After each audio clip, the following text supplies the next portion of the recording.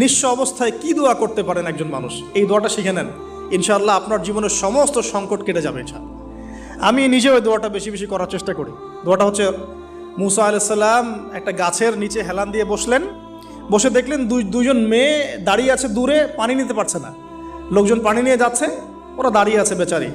মুসা আলাইহিস সালাম গিয়ে বললেন, কি সমস্যা আপনাদের?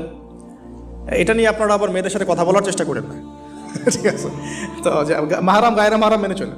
তারা বললেন যে আমাদের বাবা অনেক বৃদ্ধ মানুষ, আমরা পানি নিতে পারি না যতক্ষণ না আমাদের কম পানি নিয়ে চলে যায়। মুসা আলাইহিস সালাম তো একটু বললাম না, ফিজিক্যালি খুব স্ট্রং ছিলেন, থাকে না বডি বিল্ডার, সামনে গিয়ে কথা বলে সরো পানি নিতে দাও, তখন মানুষ একটু মূল্যায়ন করে না। তো মুসা আলাইহিস সালাম এভাবে পানি নিয়ে দিলেন এবং বাছুরদেরকে পানি পান করালেন, করিয়ে গাছের নিচে এসে বসে আছেন।